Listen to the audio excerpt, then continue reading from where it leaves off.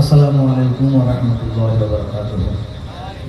আলহামদুলিল্লাহ নাহমাদুহু ওয়া নুসাল্লি ওয়া নুসাল্লিমু আলা রাসূলিহিল কারীম ওয়া আলা আলিহি ওয়া সাহবিহি ওয়া আহবাবিহি ওয়া আফসানিহি ওয়া আতবাইহি ওয়া আউলিয়াই উম্মতিহি আজমাইন। উপস্থিত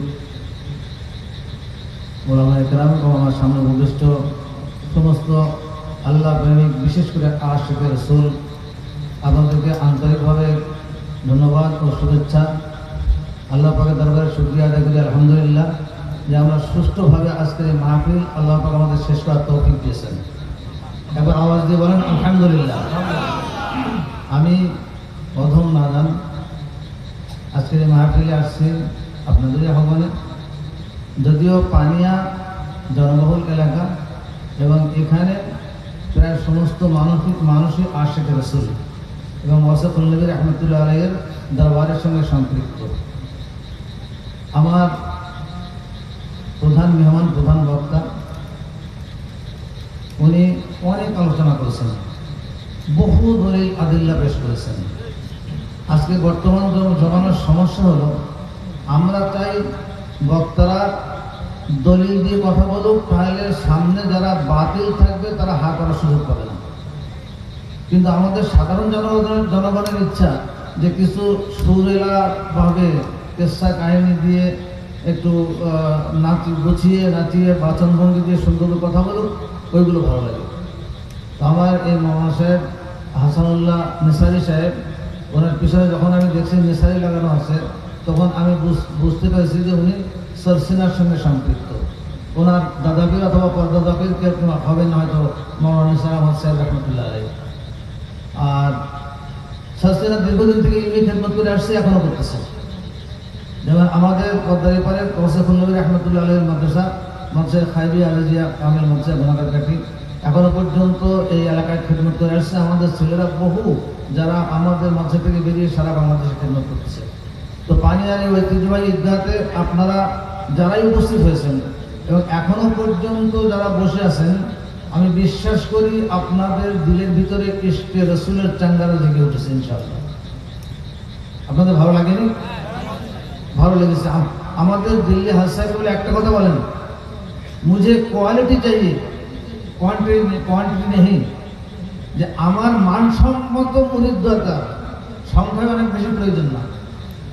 তো আমরা যারা মানসম্মত দাবি করি তাদের ভিতরে ইশকে রাসূল অবশ্যই থাকবে এবং ওলি আল্লাহর প্রেম, মোহাব্বত, ভালোবাসা অবশ্যই থাকবে। তো উনি বহু কিতাবের নাম করেছেন, যে সমস্ত কিতাবগুলা প্রায় সব আমাদের লাইব্রেরিতে ইনশাআল্লাহ আছে। এছাড়া আরও অনেক কিতাব আছে আমাদের, তাফসীরের, হাদিস শরীফের, ফিকহের বিভিন্ন কিতাব আছে। তো ওনার আলোচনা আপনাদের কেমন লেগেছে বলতে পারিনি আমি, তবে একজন আলেম হিসেবে আমার কাছে ভালো লেগেছে। আল্লাহ ওনার ইলমে বরকত দান করুন। যদিও উনি হয়তো বয়সে অনেকটা কম আমার চেয়ে, কিন্তু আল্লাহ রাব্বুল আলামিন ওনাকে ইলমে মালামাল করেছেন। উনি নিজের জীবনে চর্চা করতেছেন এখনো, কারণ যারা আলেম তাদের মোতালা শেষ হয় না, তাদের ইলমের তালাশি শেষ হয় না। তারা দীর্ঘ সময় এই যে আলোচনা করেন, ওয়াজ করেন, তারপরে ওনাকে কিতাব বিনি করতে হয়, আর নইলে এগুলো থাকে না। যাই হোক, আজকে পানিয়ার ঐতিহ্যবাহী মাহফিলে আমি একটি কথা বলি।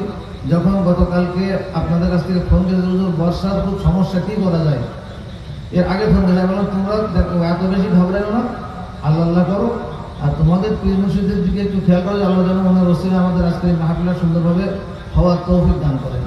এবং আমি আমার মুক্তাদা হযরত মোহাম্মদকে বললাম, হুজুর পানিয়ার যুবকেরা তারা মাহফিল করবে দীর্ঘদিন। আমি গতকালকেও এখানে এসে কলিজোগাতে জানাজা পড়িয়ে গেছি, তখন প্রচণ্ড বৃষ্টি ছিল গতকালকে।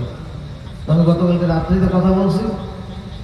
তো আল্লাহর মেহেরবানি, আমার পীর মুর্শিদের নেক নজর এবং আল্লাহ রসুলের নূরানি তওয়াজ্জুহাতের ফলে আজকে দেখেন সুন্দরভাবে আমাদের মাহফিল সম্পূর্ণ হয়েছে।